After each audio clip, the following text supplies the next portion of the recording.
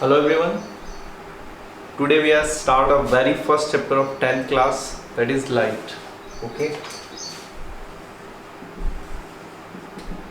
That is light, right? तो first of all सबसे पहले हम समझेंगे कि what is light. What is light? तो लाइट को समझने से पहले आपने सुना होगा इलेक्ट्रोमैग्नेटिक स्पेक्ट्रम, राइट? तो सबसे पहले हम समझते हैं कि what is the electromagnetic spectrum. Okay, चलो मैं लाइट बताऊंगा कि क्या है, लेकिन लाइट को अच्छे से समझने के लिए थोड़ा सा हमें इलेक्ट्रोमैग्नेटिक स्पेक्ट्रम देख लेना चाहिए. आपने सुना भी होगा. तो देख, बेसिकली आपने सुना होगा कि इलेक्ट्रोमैग्नेटिक स्पेक्ट्रम में सबसे पहले क्या आता है? Radio wave. क्या होता है? Radio wave. नेक्स्ट क्या होता है? माइक्रोवेव. माइक्रोवेव. नेक्स्ट क्या होता है? इंफ्रारेड. इंफ्रारेड. नेक्स्ट क्या आता है? Visible region. विजिबल लाइट बोल सकते हो आप, विजिबल लाइट. नेक्स्ट क्या आ गया आपका? क्या हो गया? रेडियो वेव हो गया, microwave, infrared, visible light. Next क्या आता है आपका? Ultraviolet rays. Ultraviolet rays. Next क्या आता है आपका? एक्स रेज और गामा रेज. ओके, इसको हम बोलते हैं इलेक्ट्रोमैग्नेटिक स्पेक्ट्रम. ओके, ये लैम्डा और लैम्डा 9th क्लास में आपने लैम्डा सुना होगा, राइट? और फ्रीक्वेंसी के बेसिस पे कैटेगराइज किया गया है इलेक्ट्रोमैग्नेटिक वेव को. Okay, radio wave, microwave, infrared, visible light, ultraviolet rays, X rays और गामा रेज. ओके, थोड़ा सा हम बात करते हैं कि जैसे कि आप जानते हो रेडियो वेव कहाँ पे यूटिलाइज होता है? जो कम्युनिकेशन में, जो आप फोन पे बात करते हो, कम्युनिकेट करते हो, तो वहाँ पे काम में हम लेते हैं क्या? Radio wave. नेक्स्ट क्या आपका? माइक्रोवेव. माइक्रोवेव, माइक्रोवेव सबके घरों में होगा, खाना वाना गर्म करने के काम आता है, राइट? नेक्स्ट क्या आता है? इंफ्रारेड. क्या आता है? इंफ्रारेड. इंफ्रारेड कहाँ पे यूटिलाइज होता है? जैसे आपका रिमोट हो गया, ओके, टीवी का रिमोट हो गया, एसी का रिमोट हो गया, इन सब में हम क्या यूज करते हैं? इंफ्रारेड. ओके, अपने इक्विपमेंट को, इलेक्ट्रिकल इक्विपमेंट को कमांड देने के लिए, राइट? नेक्स्ट आता है visible light. Okay, ultraviolet rays, X rays. X rays आपका जनरली मेडिकल साइंस में यूज होता है, एक्सरे वगैरह करवाया होगा आपने. नेक्स्ट आता है gamma rays, right? Gamma rays बहुत ही पावरफुल होता है. जैसे जैसे आप इस स्पेक्ट्रम में इधर की तरफ बढ़ते हो, ओके, तो क्या होता है? एनर्जी बढ़ती जाती है. जो इलेक्ट्रोमैग्नेटिक वेव की एनर्जी है वो क्या होती है? बढ़ती जाती है, राइट? अब जो हम इस चैप्टर में पढ़ने वाले हैं लाइट, राइट? तो लाइट में आपने देखा होगा कि ये वाला जो रेंज मैंने नोट किया है, क्या लिखा है? Visible light. ओके, मतलब light is that part of electromagnetic wave which is visible to us. Okay, तो what is light? Light is that part of electromagnetic wave which is visible to us. तो light भी एक electromagnetic wave है जो कि हमें क्या दिखाई देता है. जैसे कि आप रेडियो वेव को नहीं देख सकते, माइक्रोवेव को नहीं देख सकते, इंफ्रारेड को नहीं देख सकते, अल्ट्रावायलेट नहीं, एक्स रेज नहीं, बट लाइट हमें क्या होता है? दिखाई देता है. तो वी कैन से कि light is that part of electromagnetic wave which is visible to us, right? Okay, अब हम बात करेंगे लाइट के कैरेक्टरिस्टिक्स के बारे में, कुछ कि लाइट की कैरेक्टरिस्टिक्स क्या होती हैं. बेसिकली मैं बता दूं कि branch of physics in which we deals with nature of light and propagation of light, that is called optics. क्या बोलते हैं? ऑप्टिक्स. यानी कि फिजिक्स का वो ब्रांच जिसमें हम लाइट के नेचर और लाइट के प्रोपेगेशन के बारे में डिस्कशन करते हैं, पढ़ते हैं, उस ब्रांच को क्या बोला जाता है? ऑप्टिक्स बोला जाता है. आगे जब अपर क्लासेस में आप जाओगे तो ऑप्टिक्स को हम दो भाग में कैटेगराइज करके पढ़ते हैं. पहला क्या होता है? ज्योमेट्रिक ऑप्टिक्स, या फिर आप इसको बोल सकते हो ray optics. Ray optics. Okay, next क्या होता है? Wave optics. क्या होता है? Wave optics. ओके, तो इसमें जो आपके 10th क्लास में हम जो बात करने वाले हैं वो लाइट के बस दो फिनोमेना के बारे में बात करेंगे। First one is reflection and next one is refraction, right. तो रिफ्लेक्शन और रिफ्रैक्शन दोनों को पढ़ने के लिए, दोनों को एक्सप्लेन करने के लिए हम क्या मानते हैं, यहाँ पे लाइट के इस पार्ट को डिस्कस करते हैं, ज्योमेट्रिक ऑप्टिक्स और रे ऑप्टिक्स, राइट। तो हमें बेसिकली इसी पे बात करनी है। आगे जब आप 12th में जाओगे तो दोनों चीजें आपको पढ़ाई जाएगी ऑप्टिक्स के अंदर, ज्योमेट्रिक ऑप्टिक्स या रे ऑप्टिक्स, और नेक्स्ट इज वेव ऑप्टिक्स। तो अभी हम वेव ऑप्टिक्स के बारे में बिल्कुल भी बात नहीं करेंगे। तो सबसे पहले हम समझते हैं कि रे ऑप्टिक्स क्या होता है।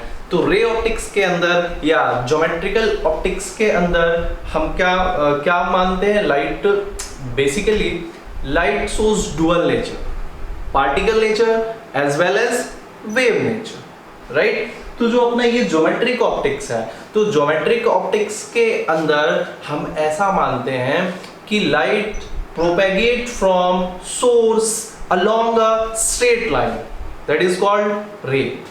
अंडरस्टूड? ओके, तो अभी हम डिस्कस करेंगे रिफ्लेक्शन और रिफ्रैक्शन, जिसमें हम लाइट को क्या मानेंगे कि ये एक सीधी रेखा में ट्रेवल करती है, ओके, जिसको हम क्या बोलते हैं, रेज। ओके, हाँ, तो मुझे समझ में आ गया कि light propagate from source along a straight line, that is called रे। तो मुझे समझ में आ गया भाई कि रे क्या होता है। जैसे मान लो कि कोई भी यहाँ पे आपके पास लाइट सोर्स है, तो जो यहाँ से लाइट निकलेगी वो एक सीधी स्ट्रेट लाइन के लॉन्ग ऐसे प्रोपेगेट करती है। ओके, अब यहाँ पे एक बात और, इसी को हम क्या बोलते हैं, रे ऑफ लाइट। क्या बोलते हैं, रे ऑफ लाइट। ओके, अब क्या आप सोच के देखो कि क्या किसी भी सोर्स से एक सिंगल रे एसोसिएट होगा क्या? बिल्कुल भी नहीं। तो single rays is does not associated with any source of light. किसी भी सोर्स ऑफ लाइट से एक सिंगल रे एसोसिएट नहीं होता है। तो वो क्या एसोसिएट होता है, बंच ऑफ रे, या यू कैन से कि बंडल्स ऑफ रे। तो उसको क्या बोलते हैं अपन, बीम ऑफ लाइट। तो यहाँ पे एक और बेसिक डेफिनेशन आया आपके पास, that is called beam of light. Okay, तो अगर किसी सोर्स से, अब हम बात करें कि किसी भी सोर्स से कितने टाइप के बीम एसोसिएट हो सकता है, राइट। तो देखो बेसिकली 3 टाइप के बीम एसोसिएट होते हैं। सबसे पहले parallel beam of light, parallel beam of light.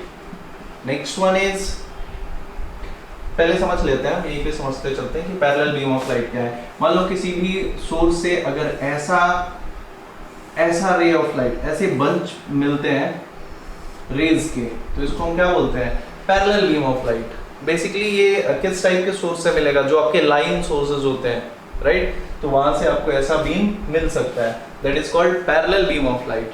Next one is convergent beam of light।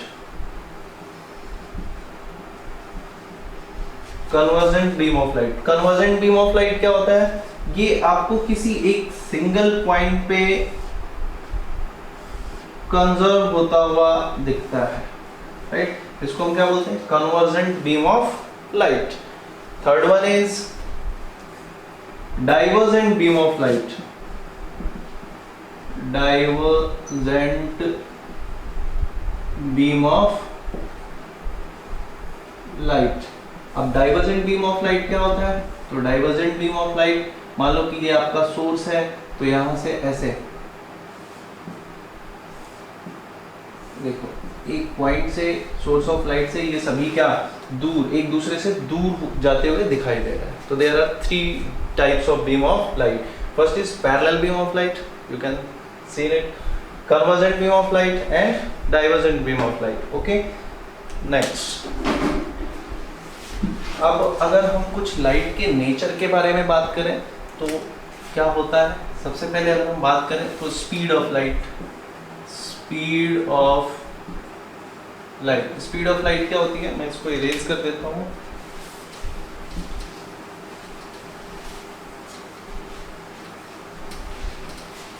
तो वैक्यूम में या फिर एयर में जो लाइट की स्पीड होती है वो कितनी होती है, 3 × 10⁸ मीटर पर सेकेंड। हालांकि एयर में लाइट की स्पीड थोड़ी कम हो जाती है वैक्यूम के कंपैरिजन में, बट उसको भी हम लगभग सेम लेते हैं कि वैक्यूम हो गया या फिर एयर हो गया, दोनों में जो हमारी लाइट की स्पीड होगी वो कितनी होगी, 3 × 10⁸ मीटर पर सेकेंड। बहुत कम है ना, इससे तेज तो तुम्हारी बाइक चलती है। हाँ, वेरी गुड, बहुत कम। नेक्स्ट क्या है, अरे गधेड़ो बहुत ज्यादा है वो। तो ये हो गया स्पीड ऑफ लाइट। नेक्स्ट अगर हम बात करें तो जब लाइट एक मीडियम से दूसरे मीडियम में जाता है, हम पढ़ेंगे इसको, बहुत ही ब्रीफली डिस्कस करेंगे।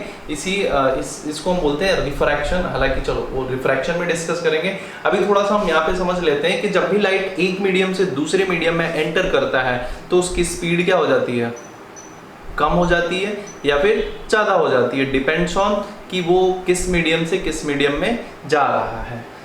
यानी कि आप यहाँ पे एक चीज समझो कि जब भी मान लो मैंने यहाँ पे इसको बोल दिया कि ये फर्स्ट मीडियम है और ये सेकंड मीडियम है, ओके, तो जब भी लाइट एक मीडियम से ट्रेवल करके दूसरे मीडियम में एंटर करेगी तो जो उसकी वेलोसिटी होगी वो चेंज हो सकती है। अगर ये दोनों डिफरेंट मीडियम है, चेंज हो नहीं सकती है, डेफिनेटली होगी। यानी कि वेलोसिटी अगर यहाँ पे v1 है तो यहाँ पे क्या होगा, v2 होगा। अब इसमें से कौन ज्यादा होगा ये डिपेंड करेगा कि ये दोनों मीडियम किस टाइप के हैं। उसको हम ब्रीफली डिस्कस करेंगे कहाँ पे, रिफ्रैक्शन में, ओके। अब भाई बात आती है लैम्डा, वेवलेंथ, ओके। याद करो तुम लोगों ने पढ़ा था वहां पे 9th में पढ़ाया गया होगा तुम्हें कि वेवलेंथ क्या होता है, ओके। तो वेवलेंथ क्या होता है कि जब आप बात कर रहे होते, जब हम बात कर रहे थे वेवलेंथ की, तो हम क्या लिखते थे, v × t, राइट। तो अगर लाइट एक मीडियम से दूसरे मीडियम में आया तो इसकी वेलोसिटी बदल गई। तो 9th वाला फॉर्मूला याद करो, लैम्डा = v × t, जहां पे v क्या होता है, वेलोसिटी, और t क्या होता है, टाइम पीरियड, राइट। तो लैम्डा = vt से आप साफ साफ देख सकते हो कि अगर यहाँ पे लाइट की वेवलेंथ कितना है, λ1, तो यहाँ पे लाइट की वेवलेंथ कितनी होगी, λ2। तो सेम क्या रहता है, तो लाइट की फ्रीक्वेंसी। अगर लाइट एक मीडियम से दूसरे मीडियम में जा रहा है तो इसकी वेलोसिटी या यू कैन से कि इसकी स्पीड चेंज हो सकता है, और अगर स्पीड चेंज हो रहा है तो इसका वेवलेंथ भी चेंज हो सकता है। बट फिक्स क्या रहेगा, फ्रीक्वेंसी, मोस्ट इम्पॉर्टेंट पॉइंट। जब आप कॉम्पिटिटिव एग्जाम में बैठते हो, जैसे मान लो कि NTSC हो गया या फिर अदर कॉम्पिटिटिव एग्जाम, तो उसमें आपको इस तरीके के सवाल पूछे जाते हैं, ओके। फॉर एग्जांपल मैं आपको बता दूं कि मैं ऐसा क्यों बोल रहा हूँ कि फ्रीक्वेंसी सेम रहेगा। जैसे मान लो कि एक वाटर ले लो, मान लो एक बीकर ले लो और इसको फिल कर दो वाटर से। अगर आप यहाँ पे कोई बल्ब जलाते हो, राइट, और ये बल्ब कैसा है, रेड कलर का है, कैसा है, रेड कलर का है, तो टेल मी, अगर मान लो कि यहाँ पे अपना गोलू है, कौन है, गोलू है, और गोलू इस बल्ब को देख रहा है, तो गोलू को ये बल्ब किस कलर का दिखेगा, टेल मी। कभी देखा है पानी में बल्ब जलते हुए, कलर वलर तो चेंज नहीं होता है ना, गोलू को कैसा दिखेगा, ये रेड ही दिखेगा, है ना। तो रेड क्यों दिखा गोलू को, बिकॉज जो लाइट की फ्रीक्वेंसी है वो क्या है, सेम है, लाइट की फ्रीक्वेंसी है वो क्या है, सेम है। अब यहाँ पे थोड़ा सा और कंफ्यूजन होता है, बट हम इससे ज़्यादा डीप लेके जाऊंगा नहीं तुम लोगों को। बस इतना समझो कि जब भी लाइट एक मीडियम से दूसरे मीडियम में एंटर करेगा तो उसका वेलोसिटी चेंज हो सकता है, और वेलोसिटी चेंज हुआ तो वेवलेंथ बदल सकता है, लेकिन जो उसकी फ्रीक्वेंसी होती है वो सेम रहती है, उसकी फ्रीक्वेंसी होती है वो सेम रहती है। तो आप इसको नोट डाउन कर लेना और याद रखना, है ना। यही रीज़न है कि अगर पानी में कोई ब्लू कलर का बल्ब जल रहा है तो आपको ब्लू दिखाई देता है, रेड कलर का है तो वो रेड दिखाई देता है, ओके। अब कुछ लोगों के दिमाग में ये बात आ रही होगी कि सर कलर तो लैम्डा के साथ एसोसिएटेड होता है, तो वो तब होता है जब हम होमोजीनियस मीडियम की बात कर रहे होते हैं। यहाँ पे होमोजीनियस मीडियम नहीं है, हम मैं थोड़ा सा और आपको डीप में लेके जाना नहीं चाहता, right, okay, done.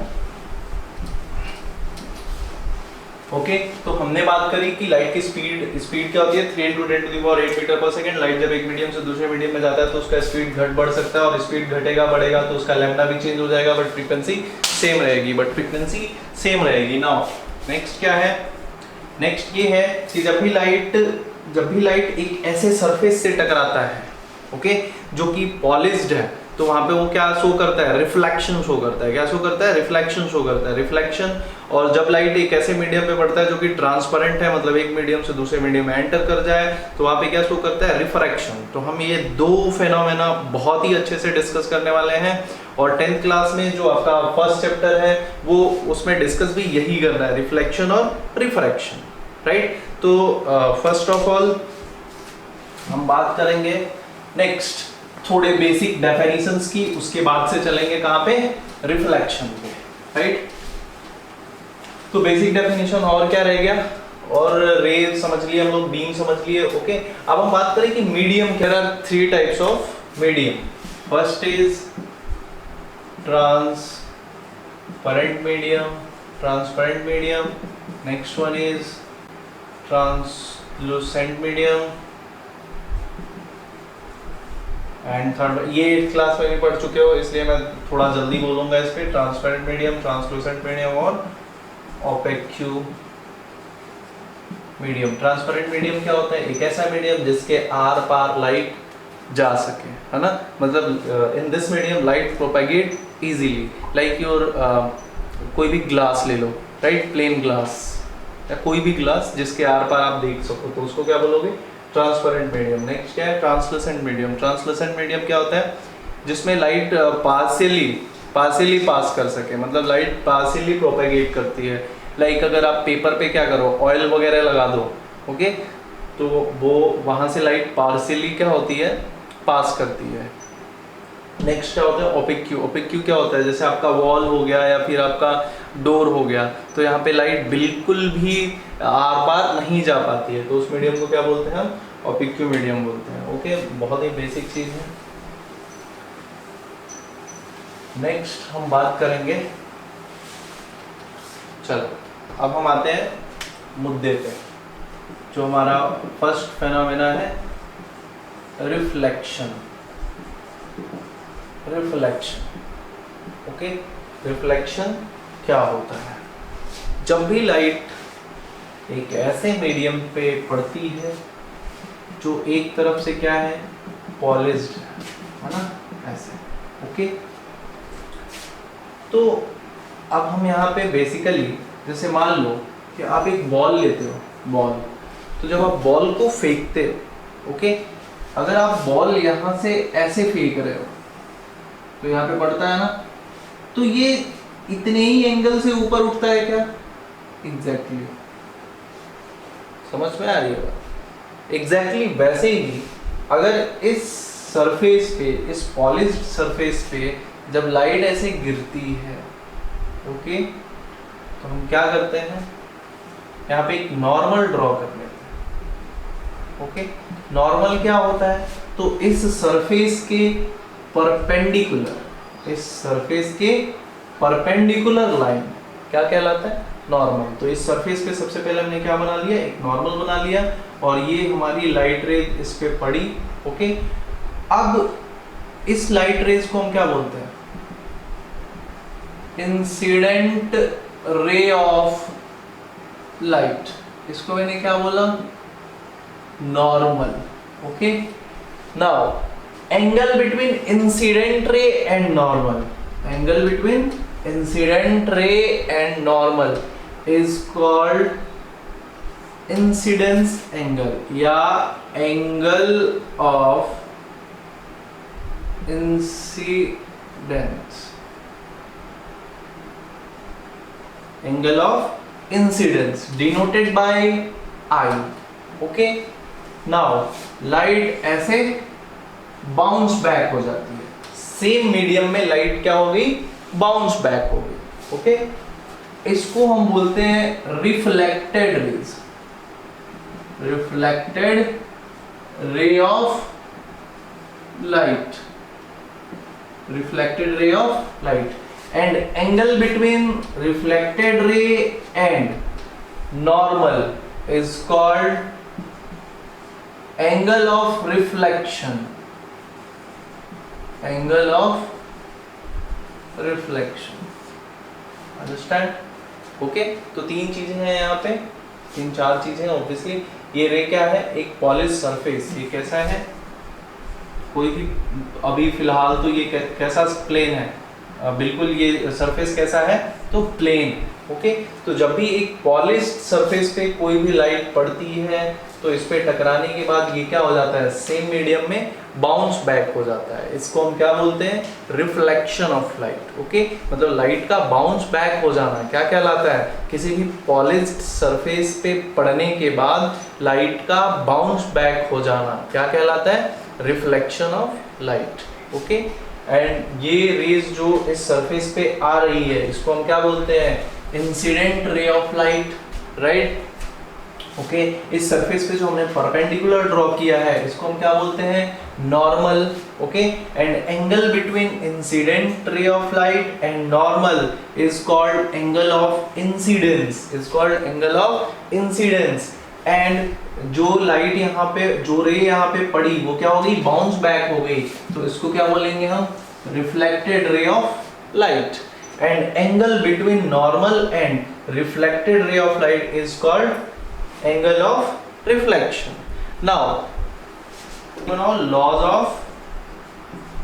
of reflection. So there are two laws of reflection. First one is incident ray, reflected ray and normal lies on same plane or you can say same point. समझ में आ रहा है? चलो समझते हैं। First law of reflection. तो first law of reflection क्या बोलता है कि incident ray, normal and reflected ray, incident ray, reflected ray and normal lies on same plane या फिर lies on same point। जैसा कि आप देख सकते हो कि यहाँ पे इंसिडेंट रे, नॉर्मल और रिफ्लेक्टेड रे सभी कहाँ पे लाई कर रहा है? इस पॉइंट पे। कुछ भी नाम दे दो इसको, मान लो O या A या B कोई भी। ओके तो सेम पॉइंट पे लाई कर रहा है। अब सेम पॉइंट पे लाई करने का क्या मतलब है? कि वो सेम प्लेन में होगा। Okay good. नेक्स्ट क्या है?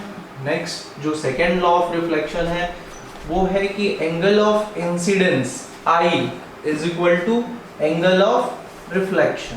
ये हमेशा क्या होते हैं? सेम होते हैं। मतलब ये वाला एंगल ऑफ इंसिडेंस जितना होगा उतना ही क्या होगा? Angle of reflection, right. Next चलो इस पे कुछ बेसिक सवाल करेंगे हम। ओके पहले थोड़ा सा एक बात और समझते हैं कि भाई अब जब हमने रिफ्लेक्शन पढ़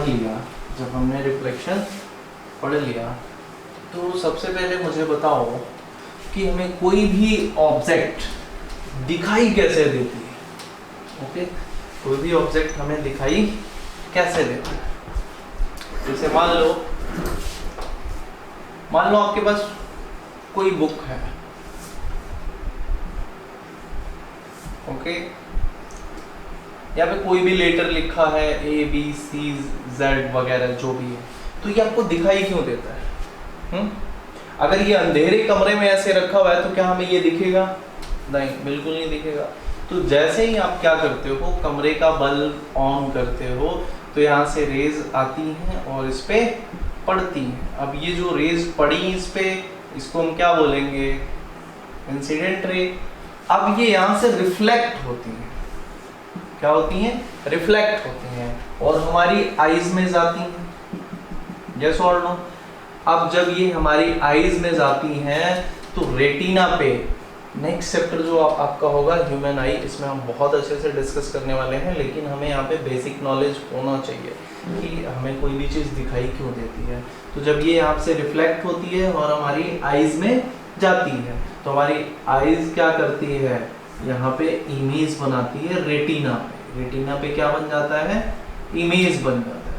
ओके, और वो इमेज हमें दिखाई पड़ता है। ओके, नाउ अब यहाँ पे देखो, जो हमारी आईज में ये रेज जा रही हैं, ये किस टाइप की रेज है, मतलब बंच ऑफ रेज जाएंगी, ढेर सारी रेज जाएंगी, यस और नो। तो आप कह सकते हो कि बीम जा रही है, तो ये किस टाइप का बीम है। अभी 3 टाइप का बीम पढ़ा था ना हम लोगों ने, parallel beam of light, convergent beam of light and divergent beam of light. तो ये किस टाइप का बीम है, तो ये है भाई डाइवर्जेंट बीम ऑफ लाइट। तो हमेशा याद रखो इस होल चैप्टर में कि जब भी हमारी आईज में कोई भी 2 डाइवर्जिंग बीम जाएगा या रे जाएगा, कोई भी 2 डाइवर्जिंग रे जाएगा, जैसे ये देखो आगे जाके क्या हो रहा है, एक दूसरे से दूर हो रहा है ना, हम कह सकते हैं कि ये दोनों रेज कैसा है, डाइवर्जिंग है। तो नोट इट कि जब भी हमारी आईज में 2 डाइवर्जिंग रे जाता है, 2 डाइवर्जिंग रे जाता है, तो उसका क्या बनता है, तो हमारी आईज को क्या दिखाई देता है, हमारी आईज की ये क्वालिटी होती है कि वो इन दोनों डाइवर्जिंग रेज को पीछे की तरफ प्रोजेक्ट करके उनका इंटरसेक्शन पॉइंट देख लेती है। ओके, इसी पे जितने भी हम इमेज वगैरह बनाएंगे या आगे जो भी चीजें हम पढ़ेंगे वो सभी इसी बात पे डिपेंड करेंगे। ओके, तो ये समझ लो और इसको दिमाग में रखो कि जब भी हमारी आईज में 2 डाइवर्जिंग रेज जाएगी तो हमारी आईज क्या करेगी, उन दोनों रेज को पीछे प्रोजेक्ट करके क्या देखेगी, उन दोनों रेज का इंटरसेक्शन पॉइंट, क्या देखेगी, उन दोनों रेज का intersection point, right. Next, okay, तो हमने देखा कि कोई भी चीज हमें क्यों दिखाई देती है भाई, इसलिए दिखाई देती है कि उस ऑब्जेक्ट पे लाइट गिरता है और वहां से रिफ्लेक्ट होता है, यानी कि बाउंस बैक होता है, और वो 2 डाइवर्जिंग रेज या बीम ऑफ डाइवर्जिंग बीम हमारी आंखों में जाती है और हमारी आंखों के रेटिना पे उस ऑब्जेक्ट का इमेज बन जाता है जो कि हमें दिखाई देता है। ओके, अगर मैं आपसे एक क्वेश्चन पूछूं कि मान लो कि एक अंधेरा कमरा है, बिल्कुल अंधेरा है, इसके वॉल भी ब्लैक कलर से बिल्कुल पेंट कर दिए गए हैं, कहीं से कोई लाइट नहीं है, ये पूरा अंधेरा कमरा है, डार्क रूम, क्या है, बिल्कुल डार्क रूम है। ओके, अब यहां पे मैंने क्या रख दिया, एक रॉड रख दिया, आयरन रॉड। ओके, और यस, तो अगर ये डार्क रूम है अपना और इस डार्क रूम में मैं क्या करता हूँ, एक आयरन रॉड रखता हूँ। ओके, और गोलू खड़ा है, तो सोच के बताओ क्या गोलू को ये आयरन रॉड दिखाई देगा, नहीं दिखेगा ऑब्वियसली, यस और नो, क्योंकि इस पे लाइट नहीं है, यहाँ पे लाइट नहीं है, तो लाइट नहीं है तो रॉड से कोई भी लाइट रिफ्लेक्ट नहीं होगी, और रिफ्लेक्ट नहीं होगी तो अब गोलू के आंख में वो रिफ्लेक्टेड रेज नहीं जाएंगे और उसके रेटिना पे इमेज नहीं बनेगा, ये गोलू को फाइनली दिखाई नहीं देगा, राइट। बट अगर मैं क्या करूं, इस रॉड को गर्म करूं, इस रॉड को गर्म करूं और इतना गर्म करूं कि ये हो गया रेड हॉट रॉड, क्या आप गोलू को दिखाई देगा, यस, अब गोलू को दिखाई देगा। तो सर यहाँ पे रिफ्लेक्शन तो हुआ नहीं, रिफ्लेक्शन हुआ क्या वहां पे, नहीं, तो फिर दिखाई कैसे दिया, हमने तो पढ़ा था कि कोई भी चीज हमें तभी दिखाई देता है जब क्या हो, रिफ्लेक्शन हो, तो यहाँ पे रिफ्लेक्शन नहीं हुआ, बट क्या हुआ, रेडिएशन हुआ। तो कोई भी चीज हमें 2 तरीके से दिखाई देती है, first is due to reflection and next one is due to radiation. हाँ, तो हमने यहाँ पे देख लिया ना कि हमें 2 तरीके से कोई भी चीज दिखाई देती है, due to reflection and due to radiation, right. कोई भी चीज देखने के लिए 2 तरीके हो सकते हैं, या तो ड्यू टू रिफ्लेक्शन हो या फिर ड्यू टू रेडिएशन हो। तो यहाँ पे क्या हो रहा है, ड्यू टू रेडिएशन गोलू को ये रॉड दिखाई देगा जब ये रेड हॉट हो जाएगा, राइट। तो आज हमने जो भी पढ़ा यहाँ पे, तो ये सब किसके बारे में था, रिफ्लेक्शन के बारे में था। ओके, अब रिफ्लेक्शन पे हम कुछ सवाल करेंगे नेक्स्ट लेक्चर में। Bye bye, thank you.